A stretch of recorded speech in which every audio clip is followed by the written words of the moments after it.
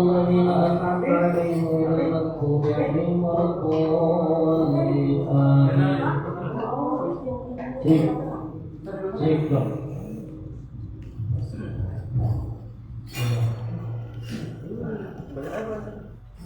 Yang salat ala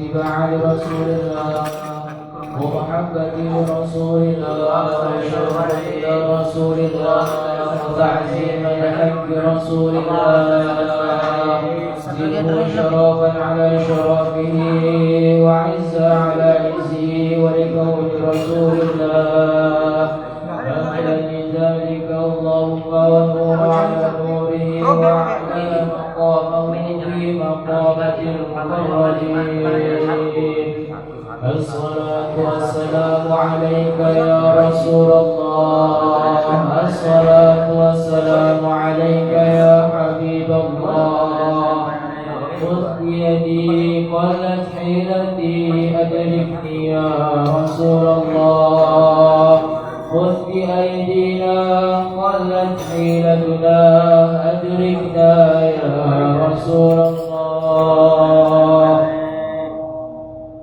الفاتحة بنية القبول والتمام كل سول شأن ظاهرا وباطنا الفاتحة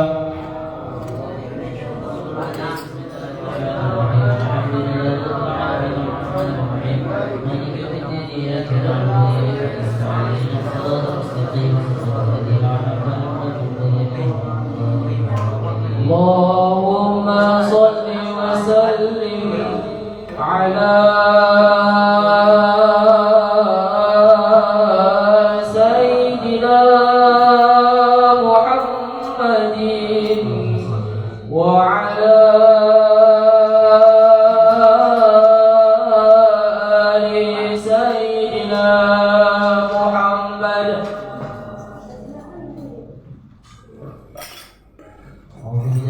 بسم الله الرحمن الرحيم يا ربي صل على محمد يا ربي صل عليه وسلم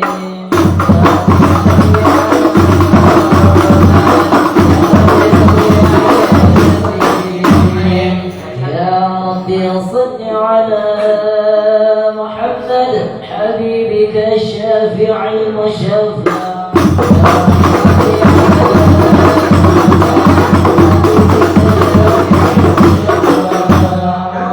يا ربي صل على محمد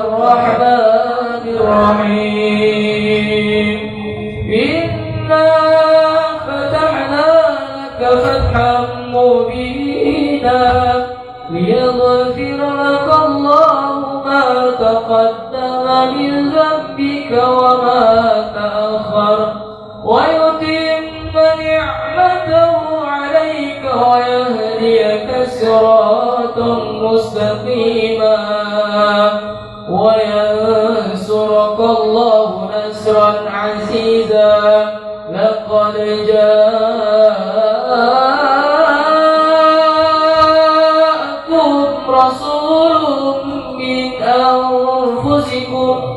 رسول من أنفسكم عزيز عليه ما عنتم حريص عليكم بالمؤمنين رؤوف رحيم فإن تولوا فقل حسبي الله لا إله إلا هو عليه توكلت وهو رب العرش العظيم إن الله وملائكته يصلون على النبي يا أيها الذين آمنوا صلوا عليه وسلموا تسليما اللهم صل وسلم وبارك عليه وعلى اللهم صل وسلم وبارك عليه وعلى آله الحمد لله الذي هدانا بعبده المختار من دعانا إليه بإذنه وقد ندانا لبيك يا من دلنا وحدانا صلى عليك الله بارك الذي بك يا مشفع خصنا وعبانا معالك الأطهار معدن سرك الأسمى فهم سبل النجاة حمانا وعلى صحابتك الكرام هوات دينك أستغول ولائه عنوانا والتابعين لهم بصدق ما حدا عاد المودة أيد الأشجار والله لا ذكر الحبيب لدى المحب إلا وأضحى والها نشوانا المحبون الذين عليهم بذل النفوس مع النفائس هانا لا يسمعون بذكر طه المصطفى إلا به تعش وأزهى برانا وتشتق اللقاء وتحين وتسأل ربها رضوانا سبحان المحبين كذا فاسمع إلى شير المشفع وارهف الآذان وانزل إلى أوصاف طه المجتبى واحضر بقلبك يمتلئ بالجلال يا ربنا صل وسلم دائما على حبيبك من إليك دعانا اللهم صل وسلم وبارك عليه وعلى آله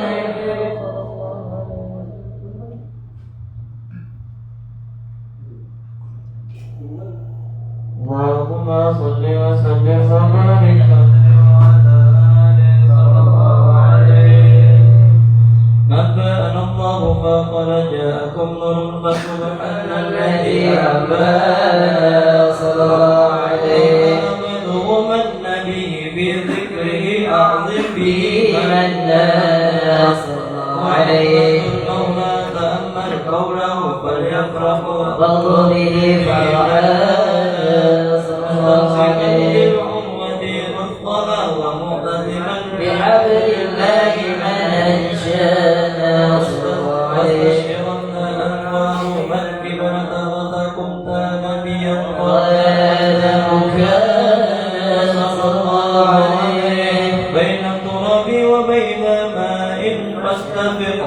غفلة أنت مضي قصرانا صلى الله عليه. من أسراري ربي لم يزل ينقلني بين خيار قصرانا صلى الله عليه. تنطلق من شعبتين إلا أنا بخيرها حتى مرزيانا صلى الله عليه. خيار من خيار قد خرجت من كتاب إلهي الصلاة صلى الله عليه. الله حماه مختاره وما مثله إنسانا صلى الله عليه. وبحبه وبالذكر والنصر والتفضيل رب الأرش قد أوصانا. يا ربنا صل وسلم دائما على حبيبك من إليك دعانا. اللهم صل وسلم وبارك عليه وعلى آله.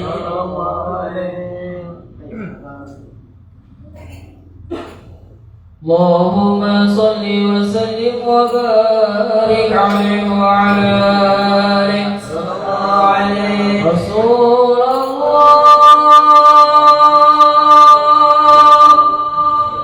رسول الله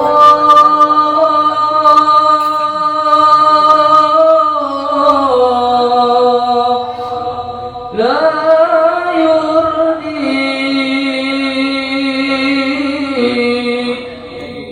بهذا الحال للعرد ولا يرضيك كما يبدو من الإسلام في الحب، ولكن حسبنا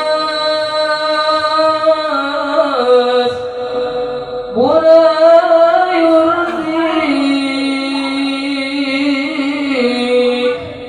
كعودتنا إلى الإسلام تعلو راية الحب. لكم بشرى الثابت والخمرون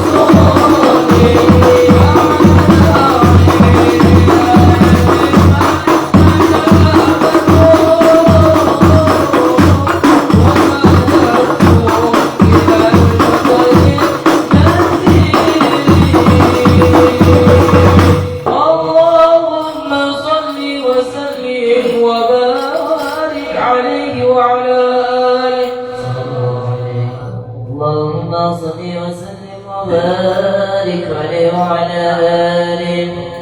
هذا وقد نشر الإله نعمته في الكتب بينها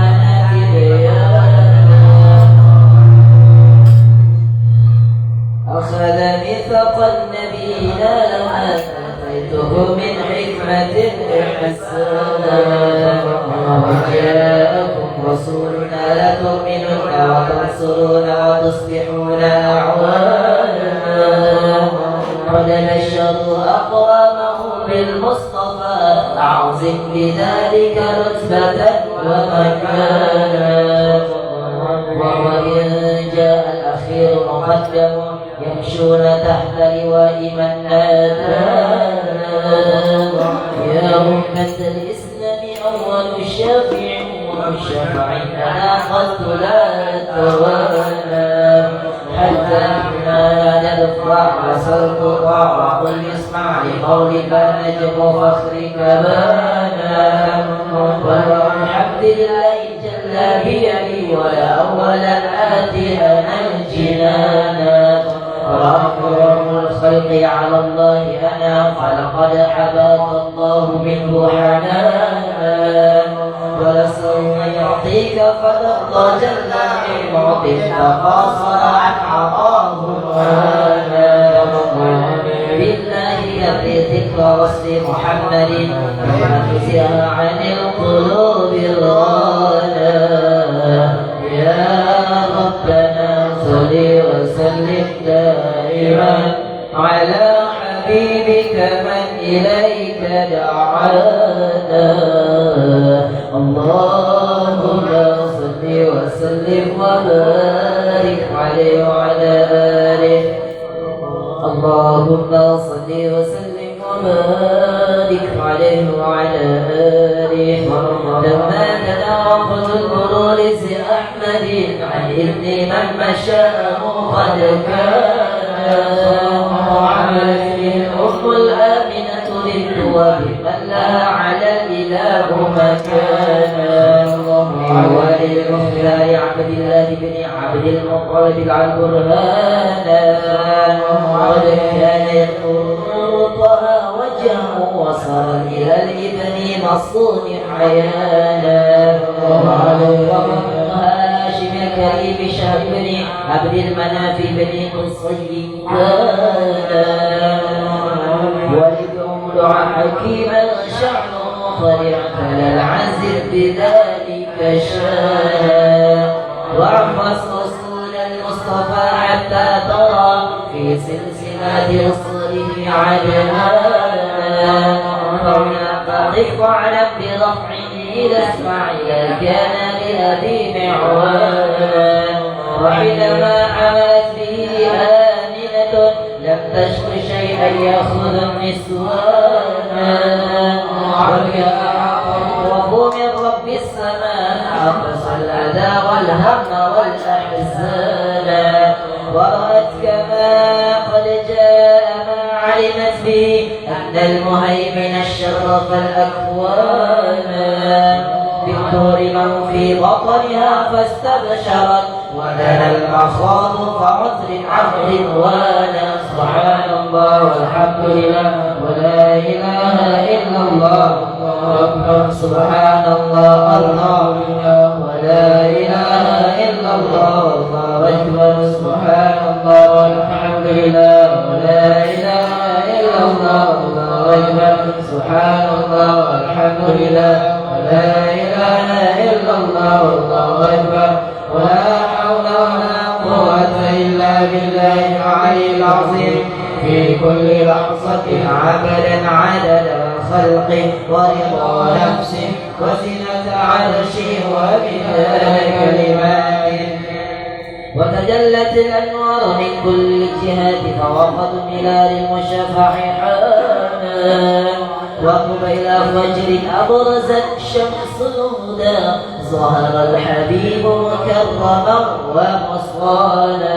صلى الله على محمد صلى الله عليه وسلم.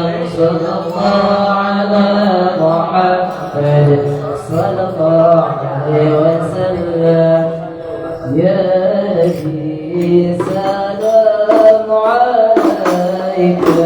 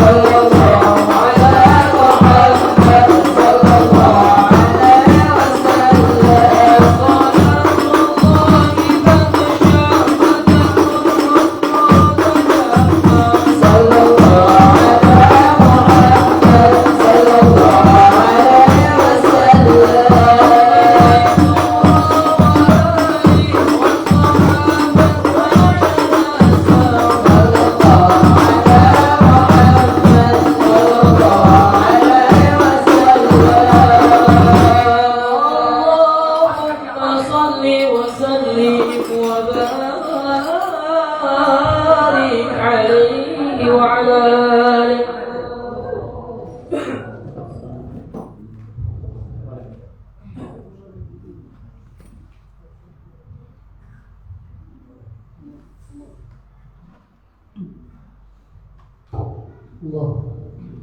Bismillah. Assalamualaikum warahmatullahi wabarakatuh. Bimardatillah subhanahu wa ta'ala wa hidayatihi wa inayatihi wa taufiqihi. Thumma ila hadratin nabiyyil mustafa Muhammad Rasulullah sallallahu alaihi wa alihi wa sallam. ثم إلى جميع مشايخنا ولمعلمنا ولأساتذتنا ثم خصوصا مؤلف هذا الكتاب الفاتحة. أعوذ بالله من الشيطان الرجيم. بسم الله الرحمن الرحيم. الحمد لله رب العالمين الرحمن الرحيم مالك يوم الدين.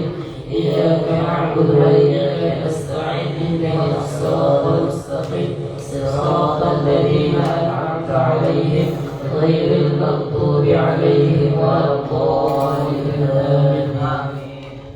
Alhamdulillahi rabbil alamin wassalatu wassalamu ala asyrafil anbiya'i wal mursalin wa ala alihi wa ashabihi wa rasulillahi ajma'in. Rabbi yassir wa la tu'assir wa biqammin bi khair. Qala mu'allifu rahimahullah ta'ala wa ala man nafa'ana wa bi'ulumihi fid darain amin. Thumma qala Allahumma hidayatan lis-shawab ya rabbal alamin. Alhamdulillahirabbil alamin. Segala puja dan puji hendaknya sama kita sampaikan kehadirat Allah Subhanahu wa taala, yang mana Allah masih izinkan kita berkumpul di rumah Allah yang kita muliakan ini, di majelis yang mulia dengan tujuan yang mulia. Semoga dengan niat yang tulus beserta ikhlas Allah beri kita pemahaman dalam memahami ilmu agama. Amin ya rabbal alamin. Salawat dan salam tidak pernah lupa dan bosan kita terus dawamkan ke atas baginda Rasulullah sallallahu alaihi wasallam. Allahumma shalli wa sallim wa barik alaihi wa ala alihi. Semoga kita adalah umatnya yang senantiasa cinta kepada beliau dengan bukti memperbanyak salawat kepada baginda Rasulullah sallallahu alaihi wasallam. Sebelum kita masuk ke kajian kita, sedikit memulai pembahasan. Mungkin bagi bapak-bapak atau adik-adik atau remaji, ibu-ibu yang mungkin belum tahu yang tadi baru kita buat itu namanya apa, jangan tiba-tiba baru datang ngaji kok udah disuruh berdiri-berdiri pula. Baru ini pula orang ngaji suruh berdiri-berdiri, enggak. Yang tadi itu namanya Mahallul Qiyam, namanya Maulid Athiya Ulami, kitabnya namanya Khulasah Madad Nabawi. Maulidnya namanya Maulid Athiya Ulami, karangan siapa? Wali Allah, insyaallah Al-Habib Umar bin Salam bin Hafiz, ulama besar, soleh, wara, tawadu, insyaallah dunia akhirat. Beliau adalah orang ulama besar dari asal Tarim, Yaman, Hadramaut sana. Wali besar, ulama besar. Dikatakan Rasulullah SAW bersabda, "Idza atakum qaumun karimun fakrimuhu." Apabila datang kepada kalian satu kaum yang mulia, artinya apa? Baik itu kaum ataupun orang yang mulia, fakrimuhu kata Rasulullah, maka muliakanlah. Tadi di dalam maulid itu kita sedang membacakan yang namanya sirah nabawiyah, tentang perjalanan hidup sirah sarirah baginda Rasulullah sallallahu alaihi wasallam. Asyraful makhluqat, adalah makhluk yang paling mulia, maka kita seolah-olah tadi baginda Rasulullah hadir di majelis ini, menghadiri mahallul qiyam ini, maka kita dianjurkan untuk berdiri menyambut kedatangan baginda Rasulullah sallallahu alaihi wasallam. Walaupun mungkin zahirnya kita tidak melihat baginda Rasulullah sallallahu alaihi wasallam, husnuzan kita, yakin kita secara batiniah Rasulullah senang dengan acara itu, insyaallah, maka wajar kita muliakan. Namanya tadi sholawatan, qasidahan, maulidan kita buat, maka juga salah satu yang dianjurkan ketika sedang pelaksanaan maulid, pembacaan qasidah maulid seperti tadi, kalau punya air minum atau makanan, kalau bisa ini botol minuman dibuka supaya apa? Karena selama acara, selama yang disebutkan adalah zikir dan salawat dan menyebutkan nama-nama orang saleh, maka di situ akan turun rahmat. Maka minum juga jangan asal-asal minum, minimal membaca bismillah, itu adab ketika minum. Doa yang umum sudah paham semua, tapi ulama banyak anjurkan ketika meminum atau hendak makan satu makanan atau satu minuman, membaca niat nawaitu syifa'ah bi barakati Rasulillah sallallahu alaihi wasallam. Aku niatkan minuman ini, makanan ini menjadi obat penawar segala penyakit dengan keberkahan bagi Rasulullah sallallahu alaihi wasallam. Itu sedikit gambaran tentang yang tadi baru kita laksanakan. Serah, di luar sana banyak orang bilang ini acara bid'ah, acara sesat, terserah, nggak ada peduli kita, nggak ada hajat kita kepada mereka. Tetap kita buat karena kita adalah umat yang cinta kepada baginda Rasulullah sallallahu alaihi wasallam. Insyaallah kita membahas sedikit, mengambil tabarukan dengan kitab Fathul Qarim ini, membahas sedikit nanti di penghujung. Karena berhubung sebentar lagi kita masuk di bulan Muharram, tahun baru Islam, apa saja yang perlu kita persiapkan? Nauzubillah, nampaklah sudah kita berada di penghujung zaman. Karena apa? Zaman sudah makin rusak. Lihat, ini majelis, berapa orang yang hadir? Masih bisa kita menghitungnya. Lihat kemarin di Jakarta tuh, Citayam Fashion Week namanya, berapa ribu orang yang datang. Kira-kira dengan mereka berlenggak-lenggok dengan pakaian aurat yang terbuka, apa manfaat yang didapat? Bahkan mudarat, nauzubillah, mengundang murkanya Allah. Laki-laki dengan laki-laki pelukan, nauzubillah, mengundang murkanya Allah subhanahu wa ta'ala. Sedangkan ini majelis menyebutkan di dalamnya nama Allah, asma-asma Allah yang maha mulia, dan disebutkan nama asyraful makhlukat, makhluk yang paling mulia, disebutkan zikir-zikir di dalamnya, disebutkan sholawatan di dalamnya, disebutkan nama para solehin dan ulama di dalamnya disebutkan. Tetapi lihatlah berapa orang yang hadir. Ini menunjukkan padahal di majelis semisal ini mereka banyak dapat manfaat. Tidak mungkin dengan ilmu, tapi mengenal pribadi baginda Rasulullah. Timbul rasa cinta wal mahabbah kepada baginda Rasulullah. Banyak orang sekarang ngaku cinta Nabi, tapi salawat nggak pernah. Lebih banyak mana salawat daripada megang handphone? Lebih banyak mana dia lama pergi ke mall daripada cuma sejam duduk untuk bersalawat kepada baginda Rasulullah. Waliyahzubillah. Inilah nampak sudah muncul kita berada di penghujung zaman. Maka introspeksi diri kita menghadapi nanti tahun baru Islam ini. Amalan yang paling bagus ulama anjurkan banyak-banyak istighfar. Di satu sisi benar kita senang karena apa? Tahun baru Islam, hari kemenangan Islam, tahun baru Islam. Tapi di satu sisi yang lain kita seharusnya merasa sedih. Karena apa sedih? Setiap tahun berganti, tetapi amal kita tidak bertambah, ketaatan kita kepada Allah tidak bertambah. Nauzubillah, malah sebaliknya kadang maksiat kita lebih banyak ke hadapan Allah Subhanahu wa ta'ala. Sebenarnya tahun baru itu sama seperti ulang tahun. Sebenarnya nggak cocok bahasanya dirayakan, tetapi banyak-banyak tafakkur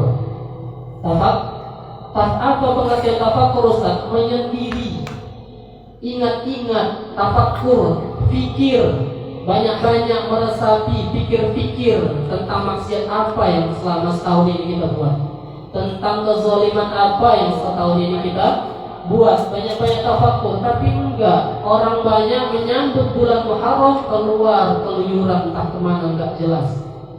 Yang lajang, nauzubillah, dibelikan kereta karena mumpung besok hari libur, pinjam kereta, main-main ke sana, pulang rupanya udah diangkut ambulan, nauzubillah. Kesalahan siapa ini? Kesalahan siapa? Tapi Ustaz, itu bentuk cinta orang tua kepada anaknya. Salah. Kalau orang tua cinta kepada anaknya bukan kasih dia fasilitas, titipkan dia ke pondok pesantren. Nah, itu baru sayang sama anak namanya. Kalau ada orang tua ngaku sayang sama anaknya, nah ini kasih kereta, malam minggu ini uang jajan kau, uang bensin kau ini, terserah kau kemana-mana. Akhirnya apa? Dia balap liar di Medan, pulang tabrakan, diangkut ambulan, dapat kabar siapa yang sakit jantung, mamanya juga. Mamanya yang buat ulah, mamanya yang sakit. Nauzubillah. Itu bukan sayang sama anak, tapi menghantarkan anak ke dalam jurang kebinasaan. Nauzubillah. Maka menyambut bulan Muharram ini banyak-banyak tafakur. Insyaallah di malam minggu kalau mau hadir, insyaallah kita buat zikiran dan pelaksanaan sholat tasbih berjamaah di, kalau dapat izin insyaallah akan dibuat di pelataran pekan minggu tuh. Pelataran pekan minggu insyaallah akan dibuat semisal ini, qasidahan dibuat, zikiran dibuat, zikiran, tafakur, istighfar akan dibuat semua, dan sholat sunat tasbih. Mungkin pun di ruangan ini yang hadir sekarang belum pernah sekalipun buat sholat sunat tasbih. Mungkin karena apa? Karena biasa sholat sunat tasbih ulama anjurkan setiap menyambut yang namanya tahun baru dibuka dengan sholat sunat tasbih. Supaya apa? Karena salah satu fungsi sholat sunat tasbih adalah menghapuskan dosa besar. 4 rakaat di dalamnya subhanallah walhamdulillah wala ilaha illallah wallahu akbar sebanyak 300 kali kita baca di dalam sholat. Insyaallah akan kita buat dan akan kita sampaikan sebelum pelaksanaan nanti tentang tata caranya. Itulah beberapa informasi dan bukan nasihat, lebih tepatnya adalah muhasabah kepada diri masing-masing. Belum tentu al-fakir yang banyak ngomong adalah yang paling selamat, belum tentu. Karena biasanya orang yang paling banyak ngomong dia pula yang paling banyak terpelesetnya. Maka antara kaum muslim dengan muslimah yang lain atau muslimin dengan muslimin yang lain adalah ketika dekat saling ingat mengingatkan, ketika jauh saling doa mendoakan. Nah, itu hak antara muslim dengan muslim yang lain. Jangan dilupakan 2 hak kewajiban ini. Ini penting diingat. Jangan di majelis kawan di luar musuh, nauzubillah. Kawan bukan seperti itu. Niatkan duduk bagus di majelis ini, kita punya tujuan yang sama. Tujuannya apa Ustaz? Sebagaimana Allah kumpulkan kita malam hari ini seperti ini, kelak nanti Allah kumpulkan juga kita bersama baginda Rasulullah SAW di dalam surganya Allah seperti ini pula. Kan senang, kan? Senang. Ini jangan kawannya kepleset dalam neraka dia ketawa, mampus tuh lah kau, bandel kali kau diajak ngaji malas, mampus katanya. Jangan, itu bukan kawan tuh. Kalau kawan diajak ngaji malah dia ngajak, ngapain ngaji? Bagus kita ke Medan nonton katanya. Jangan, ini kawan tinggalkan aja, campakkan. Kalau dia malah mengarahkan kita ke pengajian, ikuti. Intinya nyari kawan yang dia mau mengarahkan kita semakin baik, ikuti. Kalau dia sudah bilang ngapain ngaji? Ngaji malam minggu, berbenturan pula sama jadwal awak nonton bioskop di Medan ini. Tinggalkan tuh kawan, gak bagus. Tapi Ustaz dia baik Ustaz ngasih makan. Untuk apa ngasih makan di dunia kalau nanti di neraka masuk? Untuk apa? Di dunia baik dia ngasih makanan, tapi awak di neraka dia ketawa. sama aja, sama aja. Insyaallah itu nasihat untuk kita semua bersama. Kita masuk kepada pembahasan, insyaallah nggak lama, paling 2 jam setengah. 2 jam setengah, enggak, canda. Bentar aja, paling insyaallah 10 menit atau 15 menit. Nanti akan ada sesi tanya jawab insyaallah. Kita lanjutkan pembahasan kita tentang rukun sholat. Kemarin kita sudah selesai bahas yang pertama tentang masalah niat, sudah selesai. Nanti kalau ibu-ibu, bapak-bapak ada yang mau tanya, silahkan. Ibu-ibu kalau ada yang mau ditanya, mungkin malu secara langsung, ditulis bu dari sekarang. Jangan udah selesai nulis lagi ya, nunggu lagi, sama aja. Kalau mau nyatat dari sekarang, catat pertanyaan. Kalau bisa dijawab, insya Allah dijawab. Kalau tidak bisa dijawab, ya nggak mungkin paksa-paksakan jawab, sesat pula nanti orang. Maka kita akan jawab dengan wallahu a'lam bishawab. Karena nggak semua pertanyaan bisa dijawab.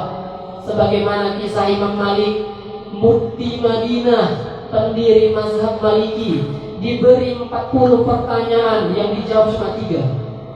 Diberi 40 pertanyaan sekelas Imam Malik, nggak mungkin nggak bisa jawab. Tapi ketika diberi 40 pertanyaan, cuma 3 pertanyaan dijawab. Kalau awak jadi jamaah, itu apa jadi bukti? Nggak bisa jawab, kata dia. Jangan. Itulah bentuk tawadu. Kalau memang nggak tahu, kenapa berani-berani bilang tahu? Kalau memang nggak tahu, bilang nggak tahu. Ini kata Ustaz, apa hukumnya kalau sujud di atas telekung bagi yang perempuan atau ibu-ibu? Agaknya kalau tak salah, kalau tak silap, barangkali mungkin sah tuh, mungkin sah. Kalau mungkin nggak sah, kan aja bu. 10 tahun ya sholat kayak gitu nggak sah, kan bahaya. Jangan jawab mungkin, itu bikin orang bingung. Kalau nggak tahu, bilang nggak tahu. Selesai permasalahan. Jadi ibu-ibu nanti nanya ke ustaz yang lain, udah selesai. Ini kadang, masya Allah, karena udah digelari ustaz, malu dia bilang nggak tahu. Awak udah ustaz, misi awak khotib mana-mana, sana sini jadwal awak. Malu, segan awak bilang nggak tahu, dan dia ustaz tahu namanya. Ustaz tahu. Kenapa kita tegas? Karena ini menyangkut ibadah orang. Janganlah main-main, itu maksudnya. Kadang orang beranggapan ustaz keras sekali, itu kan keras. Cuma jangan main-main dengan ibadah orang. Jangan main-main dengan ibadah orang. Karena hisabnya berat kawan. Hisabnya berat. Karena ibadah sholat ini yang pertama dihisab, nggak selesai, nggak tuntas ibadahnya, udah nggak perlu ditanya ibadah yang lain, ditepa masuk neraka.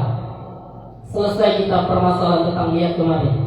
Insyaallah kita masuk ke rukun yang kedua, namanya qiyam. Apa qiyam? Bukan qiyam itu orang asli dibilang qiyam kok yang lain-lain sepak bola. Qiyam katanya kaki ayam. Bukan. Qiyam itu dalam bahasa Arab artinya berdiri. Rukun yang kedua itu berdiri. Sedikit mengulang supaya nggak lupa. Biasa pelajaran guru-guru kami ajarkan, ketika mengajarkan bab yang baru, coba diulang sedikit yang lama supaya tetap terasa. Karena kadang jamaah gini, ngaji aja dia fokus, pulang ke rumah ditinggalkan dia semua hafalannya. Terakhir dia entah kemana lah, nggak ngerti apa. Perbedaan rukun dengan syarat ini dulu yang dipahami. Apa perbedaan rukun dengan syarat? Pahami betul, penting. Fardu ain soalnya, sholat sehari 5 kali. Syarat apa pengertian Ustaz? Syarat adalah sesuatu yang ada di dalam sholat dan dia memang harus ada dari awal sampai akhir. Itu syarat. Langsung tanamkan di kepala, diingat, dihafal. Syarat sesuatu yang adanya di dalam sholat dan mesti ada dari awal sampai akhir. Contohnya apa? Misal syarat wajib sholat adalah berakal. Di tengah-tengah sholat gila deh, batal sholatnya. Tengah-tengah sholat gila. Itu syarat wajib. Contohnya syarat sah sholat semisal apa? Menghadap kiblat. Mesti ada itu dari awal sampai akhir. Di tengah-tengah sholat suka-suka dia pulang. Ini kayaknya biar paten sholat ini. Sekali aku Pas nanti rukuk ngadapnya ke kanan lah kata dia, nggak ke kiblat lagi, ke kanan, biar tengok orang. Wah, aku alim, bukan alim, palu. Palu. Ada pula sholat tengah-tengah berpaling. Itulah membuktikan syarat mesti ada dia menetap dari awal sampai akhir. Kalau berpaling dari kiblat batal sholatnya. Ini contoh biar paham. Yang sering orang tersalah, jarang-jarang orang berdiri berpaling itu jarang, rukuk berpaling jarang, i'tidal berpaling jarang, sujud pun berpaling orang itu jarang. Yang paling sering ibu-ibu dan bapak-bapak remaja sekalian, yang sering orang tersalah di mana coba? Ketika tahiyat akhir. Ukuran ketika tahiyat akhir duduknya tawarruk, ini namanya duduk tawarruk, kaki kiri keluar. Kaki kanan ditekuk berdiri, jari-jari menghadap kiblat. Ini namanya duduk tawarruk. Tahiyat akhir, telunjuk diangkat, sudah selesai baca tasyahud. Kemudian ketika salam, ingat seminimal apa salam? Assalamualaikum. Itulah minimal. Minimal. Mesti ketika assalamualaikum semua anggota badan mesti menghadapi kiblat. Ketika dia cuma bilang assalam kemudian berpaling, dadanya sudah berpaling menyerong, sholatnya batal. Ini orang sering salah. Maka sabar-sabar aja. Ketika assalamualaikum baru palingkan. Sebenarnya pun yang berpaling itu cuma kepala. Ini kadang ada orang tuh uratnya nyambung, kepala sama badan nyambung. Asal berpaling kepalanya, badan ini berpaling. Assalamualaikum. Ketika assalam ini dada sudah berpaling nyerong ke kanan sedikit saja, batal sholat. Kenapa? Ketika salam, minimal salam tadi dadanya tidak semua menghadapi kiblat. Ini orang di sini yang paling sering salah. Maka ini menjadi contoh kita buat. Sabar saja. Assalamualaikum warahmatullahi wabarakatuh. Selesai. Mau ditambah wabarakatuh silahkan. Tapi yang paling afdal Assalamualaikum warahmatullahi saja. Ada yang nyambung wabarakatuh, jangan dibilang sesat. Ini kadang gini, baru-baru ngaji lamis sekali mulutnya. Atau tengok orang beda sikit sesat, atau tengok beda sikit sesat. Enggak, wabarakatuh ada juga yang berpendapat. Silahkan. Pokoknya asal fikih, ingat, asal ustadz ngajar pelajaran fikih 99,9% itu semua khilafiyah. Kalau kata guru kami Ustaz Zulfan, tepuk dada tanya imam. Gak sanggup ngamalkan yang kuat, amalkan yang lemah. Selesai bermasalah. Islam mudah, jangan dipersulit. Itu maksudnya. Itu orang sering salah. Dan ini Ustaz kapan diturunkan Ustaz? Telunjuk ini ketika assalamualaikum warahmatullahi yang kedua, menoleh kiri, balik lagi ke depan mukanya, baru turun. Misal ini naik assalamualaikum warahmatullahi, assalamualaikum warahmatullahi, ke depan baru turun, ya. Baru turun. Tapi Ustaz ada yang buka tutup. Nah ini buka tutup ini. Awak tanya balik juga.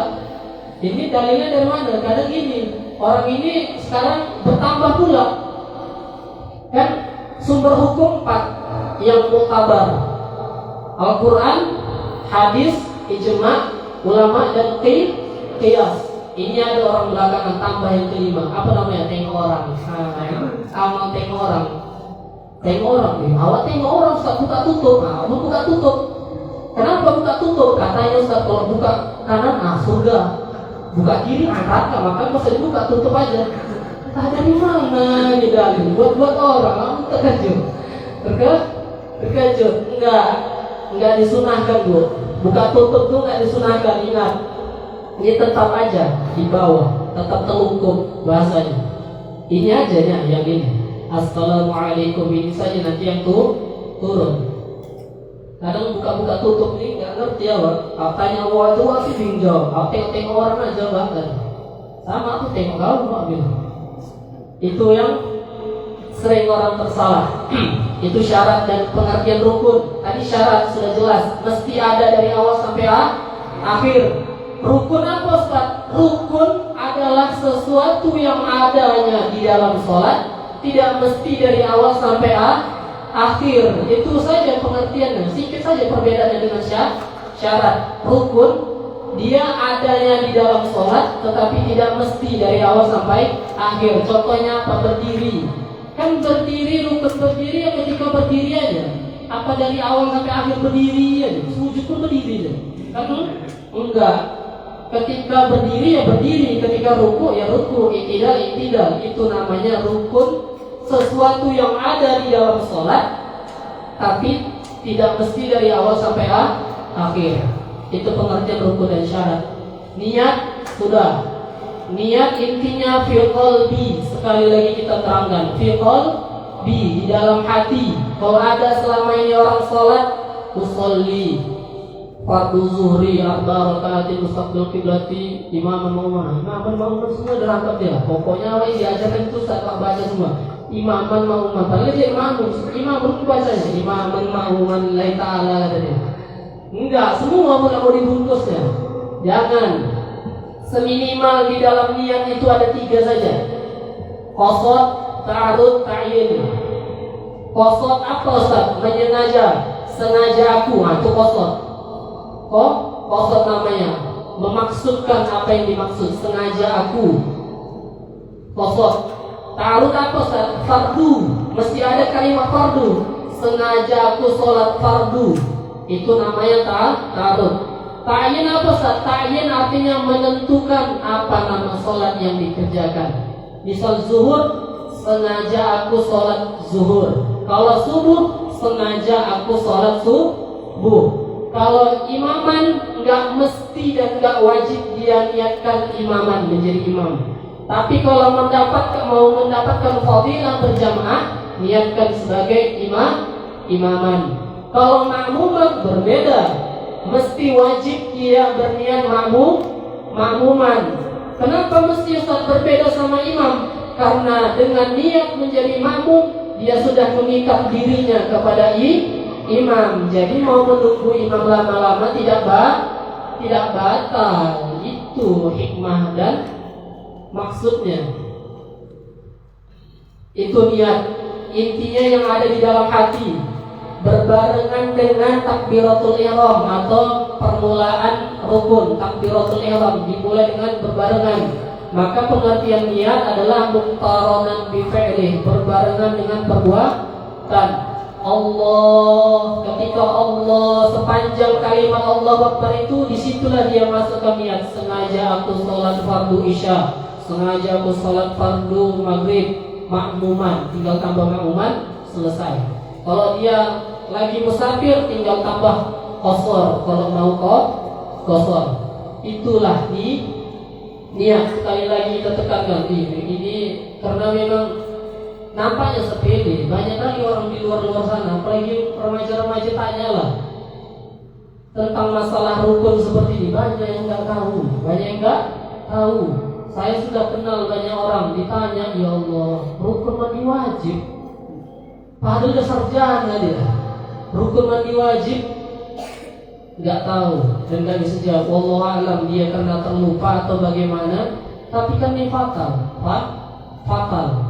Udah besar, sudah balik, seharusnya pandai mandi wajib.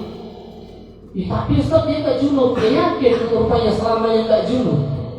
Nanti dia balik bakal ditandai dengan junub, mimpi basah, keluar cairan spermanya, mohon maaf. Maka ketika keluar menandakan dia balik, wajiblah dia mandi wajib dia mandi wajib. Maka harus paham, sholat kalau nggak mandi wajib, tapi kan sholat yang penting hatinya Ustaz. Kayak mana kau mau khusyuk, sedangkan sholat kau membawa hadas besar, dosa yang kau bawa, masuk ke masjid, masuk ke mushola dengan hadas besar, hukumnya haram berlama-lama. Auzubillah. Yang kedua, rukun yang kedua itu berdiri namanya Bu, Pak sekalian. Qiyam ma'al qudrah, bersamaan dia itu mampu berdiri. Kalau orang tidak mampu berdiri, tidak boleh dipaksa. Seukuran mana? Fa'in ajiza 'anil qiyam, maka jika dia tidak mampu dari berdiri, qa'ada kaifa syaa, maka dia duduk kaifa, bagaimana syaa yang dia kehendaki. Artinya apa? Suka-suka dia mau duduk kayak mana. Ingat, yang menjadi tolak ukur ketika nggak bisa berdiri, duduk. Duduknya mau kayak mana terserah. Yang paling afdol adalah waquduhu muftarasyan afdalu, dan duduk iftirash itu yang paling afdol. Bagaimana duduk iftirash kan? Kayak kita duduk antara dua sujud dan duduk tahiyat awal, itu namanya duduk iftirash. Telapak kaki yang kiri kita duduki di atas, mohon maaf, pantat kita duduki di atas pantat kita. Inilah duduk iftirash namanya. Ini yang paling afdol. Kalau dia duduknya tawarruk sah. Kalau dia bersila sah. Mau kayak mana duduknya terserah, kayak fasya'a. Kata musallin, terserah mau duduk yang mana. Kalau gini sah kayak di warung, sah juga. Jangan dibilang tidak sah ya. Ingat, ini cuma contoh. Ini kayak di warung dibuatnya, di warung. Gini dia, sholat. Sah enggak? Tetap sah. Karena apa? Mau duduk kayak mana pun itu tetap sah. Yang penting menjadi tolak ukurnya adalah duduk. Tapi duduk kayak gini makruh. Kenapa Ustaz makruh? Udah jelas lah, gak usah dikasih dalilnya. Awal tuh berpikir logika, menghadap Allah dia macam di warung dibuatnya. Nah, ini kan udah masuk akal awal. Sedangkan awal jumpa gubernur, jumpa Pak Jokowi presiden, duduk kayak gini. Apa kata pas pampresnya atau pengawal presiden? Ini orang rakyat udah jelata, nggak tahu malu deh. Kok nggak tahu itu sama presiden, hormat sedikit. Sedangkan sama makhluk saja kita ada tata krama, ada sopan santun. Masa di hadapan Allah duduknya gini sholat? Kan kurang ajar. Tapi sah nggak? Sah. Tapi makruh. Karena apa? Ini duduk orang di warungan. Di warungan sambil ngopi dia duduk. Sholat dibuat kayak gini. Hukumnya makruh karena tidak beradab kepada Allah Subhanahu wa ta'ala. Kemudian sebatas mana Ustaz enggak mampunya? Tadi kan dikatakan jika tidak mampu. Sebatas mana tidak mampunya? Sebatas jikalau. Di sini di dalam kitab Hasyiah Al-Bajuriyah dikatakan qauluhu fa in ajiza 'anil qiyam, maka jika tidak mampu dari berdiri, bi haitsu yalhaquhu bi masyaqqatan kahil wa khusyu'u aw kamaluhu, apabila dengan dipaksanya hilang khusyuknya, hilang kesempurnaan sholatnya. Artinya apa? Misal Allahu Akbar takbiratul ihram dia gemetar kaki, gemetar, nggak bisa tahan lama. Kalau ditahannya lama lagi maka bisa tumbang, bisa pingsan. Ketika sudah sepersetika itu maka dia baru boleh duduk. Tapi ini ada orang salah paham. Jalan dari rumah jauh-jauh ke mushola, ke masjid sanggup. Sampai masjid bentangkan tempat duduk, langsung duduk, Allahu Akbar, takbir, ikut sholat berjamaah. Kalau sholat sunnah terserah. Sholat sunnah, ingat, kalau yang sholatnya sholat sunnah, mau mampu atau tidak mampu berdiri, silahkan. Mau duduk, telentang, telungkup, berbaring, serah. Mau sholat kayak mana pun terserah. Tapi kalau sholatnya sholat fardu, ada ketentuan. Mesti dia seukuran sampai mana dia mampunya. Ketika sudah tidak mampu baru boleh duduk. Misal dia mampunya cuma takbiratul ihram, maka ketika takbiratul ihram dia wajib masih berdiri. Ketika sudah mau baca Fatihah, Bismillahirrahmanirrahim, lututnya udah gemetar. Karena mungkin punya remati atau segala macam, gemetar kakinya, nggak tahan lagi, baru boleh duduk. Inilah batasan berdiri. Insyaallah kita padakan sampai di sini. Kalau ada yang tidak ditanyakan, fadhol, dipersilakan nanti setelah pembacaan doa Maulid Qadiyah Nabi. Dan yang akan datang insyaallah kita masuk rukun yang ketiga, takbiratul ihram. Insyaallah. Subhanakallah bihamdi, subhanakallah wa bihamdika, asyhadu an la ilaha illa anta, astaghfiruka wa atubu ilaik.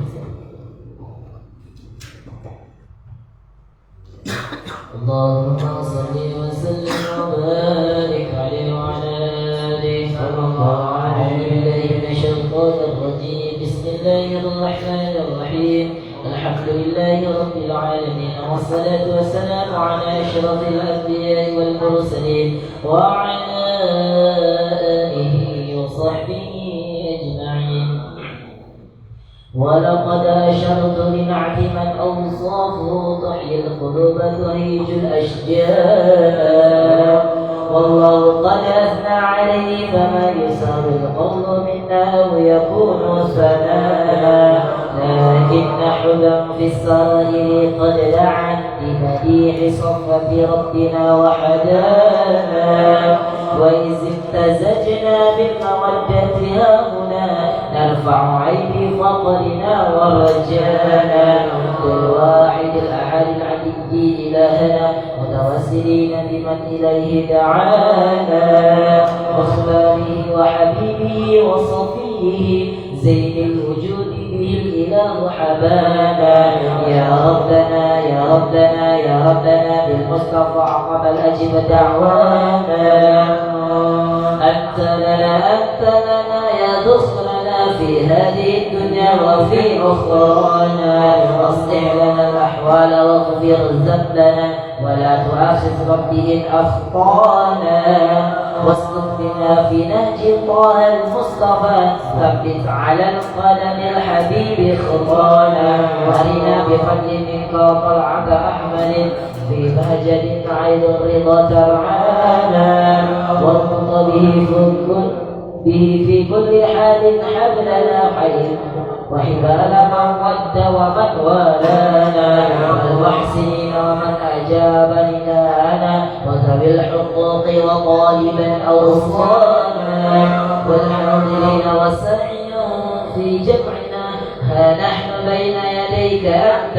ترانا، ولقد رجوناك فحقق عصانا، واسمع بفضلك يا سميع دعانا، وانصر بنا سنة الله في بقاع الأرض وطمع كل من عادانا، وانصر إلينا واسقنا كأس الهنا، واشف وعاف عاجلا مرضانا، واقض لنا الحاجة واحسن ختمنا عند الممات وأصلح عقبانا، يا ربي واجمعنا وأحبابا لنا في ذلك الفردوس يا رجوانا، يا ربي واجمعنا وأحبابا لنا في ذلك الفردوس يا رجوانا، يا ربي واجمعنا وأحبابا لنا في ذلك الفردوس يا رجوانا، بالمصطفى صل عليه وآله ما حركت ريح الصدى غصوانا، سبحان ربك رب العزة عما يصفون، والسلام على المرسلين والحمد لله رب العالمين. إن الله وملائكته يصلون على النبي، يا أيها الذين آمنوا صلوا عليه وسلموا تسليما. الصلاة والسلام عليك يا سيد المرسلين، الصلاة والسلام عليك يا ختم النبيين، الصلاة والسلام عليك يا من أرسله الله رحمة للعالمين، ورضي الله تعالى عن أصحاب رسول الله أجمعين، آمين. بسر الفاتحة.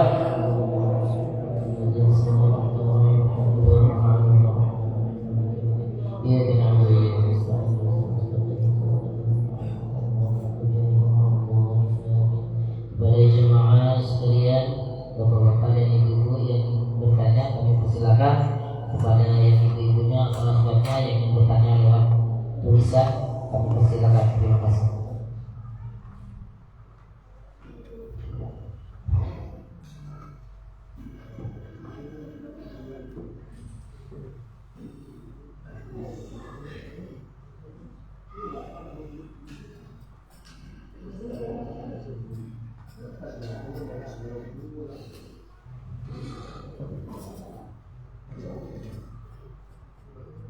Buat ini mohon doa atau pertanyaan.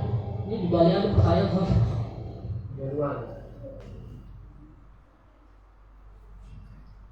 Ya jawab aja ya. Entah itu siapa bertanya nggak tahu. Tapi mudah-mudahan jadi untuk kita semua. Bismillah. Air yang kurang 2 kula digunakan untuk bersuci, tapi airnya atau inilah masalah dalam ustaz-ustaz gini. Tulisan jamaah itu susah dibaca. Airnya atau petinya, pula peti lagi. Terus hidup atau mengalir. Mungkin kerannya terus mengalir, tapi airnya kurang 2 kula. Mungkin di tong yang kecil lah, dan sampai 2 kula. Apa status hukum memakai airnya? Kalau airnya kerannya nggak hidup, susah tuh pakai bersuci, karena tidak yakin kemasukan najis. Tapi hukum memakai air yang sedikit, air yang tergenang, hukumnya makruh. Hukumnya makruh, tapi sah bersucinya. Misal masuk kamar mandi, di kamar mandi kita ada tong isi air. Kita baru masuk kamar mandi, apa hukum pakai air ini? Hukumnya makruh, tapi sah untuk bersuci. Kenapa sah untuk dipakai bersuci? Karena tidak yakin itu kemasukan najis, maka sah saja pakai. Maka ini ingat, bagi jamaah, jangan nanti masuk kamar mandi was-was, jangan. Asal nggak yakin pakai, asal nggak yakin embat. Jangan ini jadi dalil. Ini kadang semua jadikan dalil. Pokoknya kata satu, asal nggak yakin embat. Ada punya kawan pun nggak yakin embat. Bukan gitu maksudnya. Salah paham.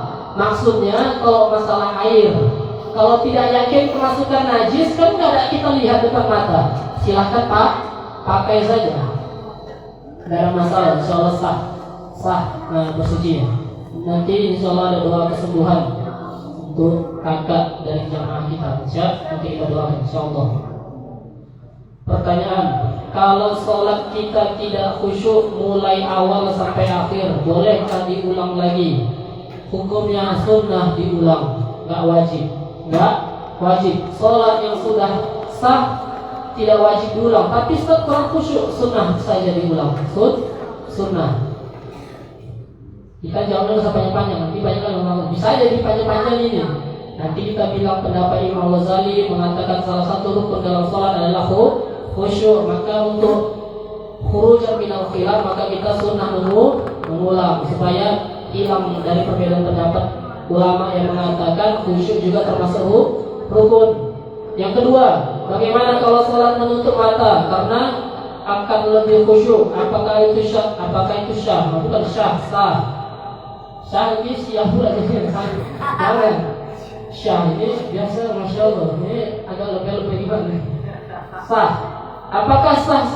Sah. Menutup mata, merem, picing mata, kedip-kedip, sah aja. Mau kedip-kedip sepanjang sholat ya kedip-kedip, karena memang mungkin punya sawan dia, sawan kedip-kedip. Sah saja. Karena mata, ingat, mata, jari, bibir, lidah, apa lagi? Nah itulah, itu termasuk anggota badan yang kecil. Kalau bergerak 3 kali berturut-turut tidak batal, ingat. Jadi Ustaz, ada pembahasan fikih yang bilang kalau bergerak 3 kali batal. Itu kalau anggota badan yang besar. Semisal apa Ustaz? Kepala. Pernah nggak yang hafal Quran lagi Imam? Bismillahirrahmanirrahim. Ular dia. Sama ular. Kalau kayak gini batal. Karena udah kepalanya entah berapa kali gerak. Udah 3 kali, 10 kali. Setiap ganti nada merah. Takutnya yang sholat lagi dia. Ya itu lebih dari 3 kali. Kalau 3 kali bergerak batal. Kalau anggota badan yang kecil tidak batal, semisal jari. Nah ini juga jadi tips bagi jamaah lagi sholat digigit nyamuk. Nyamuknya kurang bersahabat pula pas sholat. Kayak mana? Ada geram kali nyamuknya. Wah, kau ini rasanya gatal lagi. Jadi kayak mana Ustaz? Kalau pakai tangan kayak gini digerakkan, batal. Jadi kayak mana Ustaz? Munculkan 1 jari, tempel dan tempat yang gatal.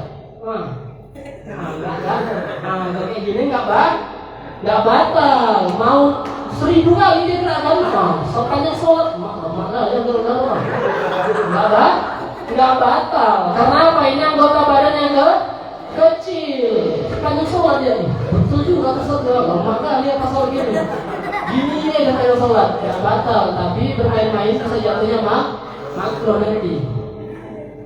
Itu saja. Ini tadi contohnya merem.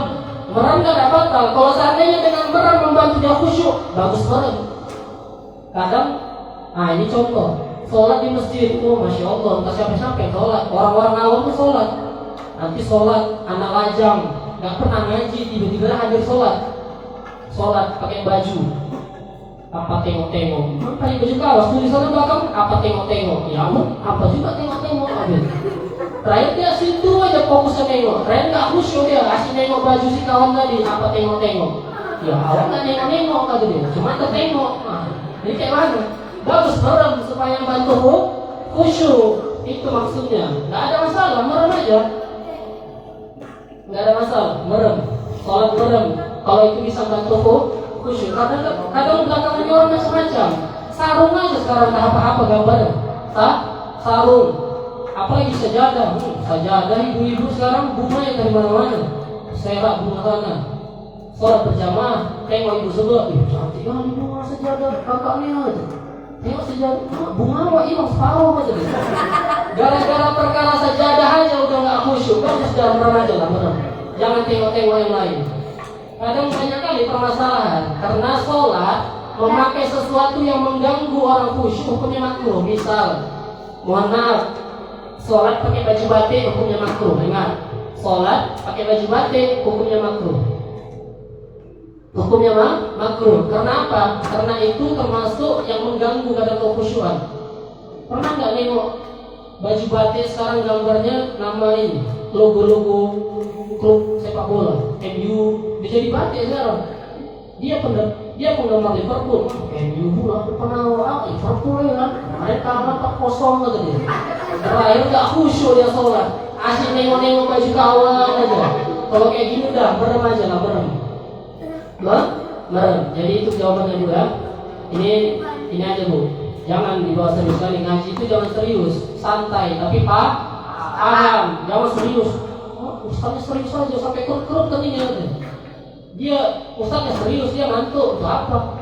Bagus kayak gini, agak dibuat-buat sedikit. Senyum-senyum biar jangan tidur. Nanti tidur udah nggak dapat ilmu, salah paham pula. Ustaznya pula yang salah kan? Atau ustaz itu halal makan babi gitu. Atau ustaz itu gitu. Dibilangnya pula ustaznya. Dia nggak selesai dengarkan sampai habis. Halal makan babi dalam keadaan uzur. Ketika dalam keadaan uzur tertidur deh. Kata ustaz semalam halal makan babi. Dia sesat ustaz. Masa pakai lagi? Dia sesat, dia gila ustaz dia. Ustaznya pula yang bilang gila. Dia yang tidur. Ustaznya yang bilang gila. Haram sholat. Haram sholat. Kemarin babi halal, ini haram sholat. Makin lain ustaz yang bawa dia. Udah usah ngajar dia lagi. Haram sholat ditinggalkannya dia tidur. Itulah maksudnya bahaya ngaji ngantuk ini kayak gini. Salah-salah paham.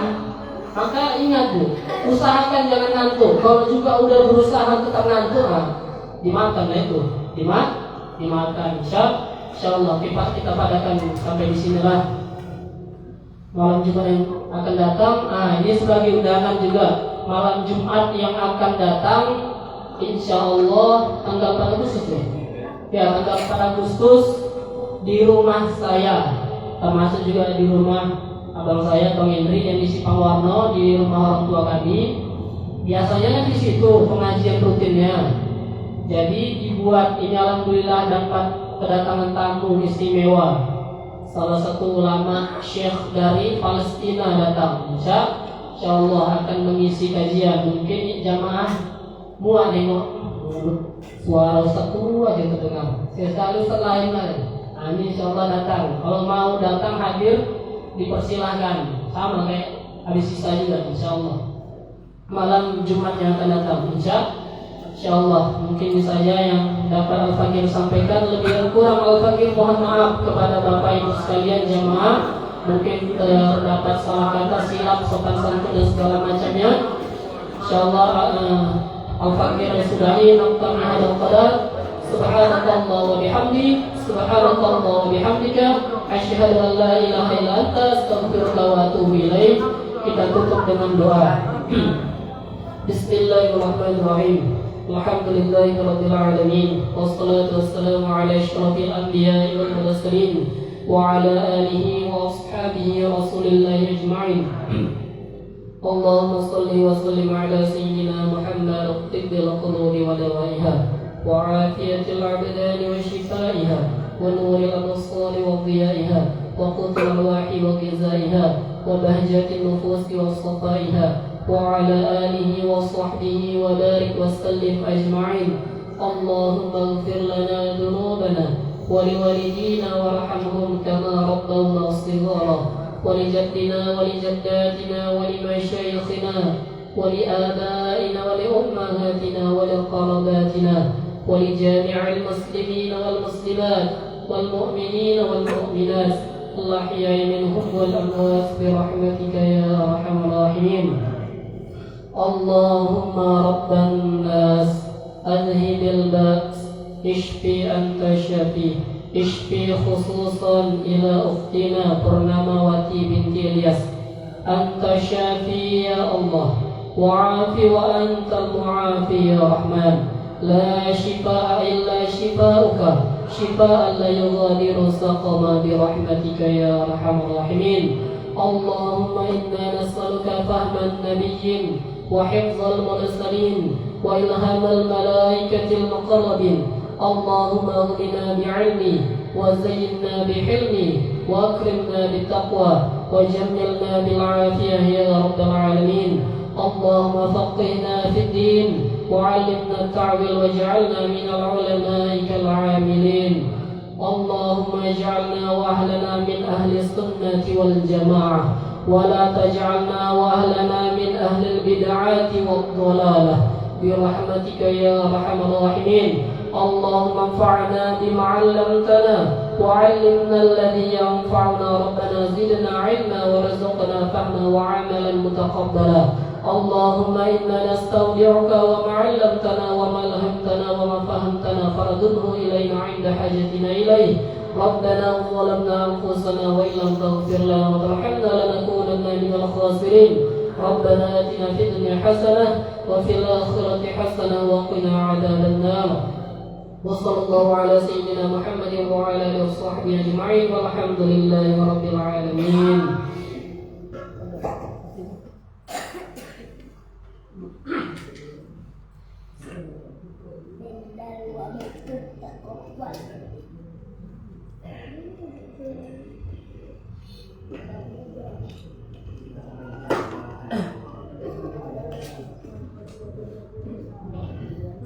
اللهم صل وسلم وبارك عليه وعلى آله صلى الله عليه. بشرى لنا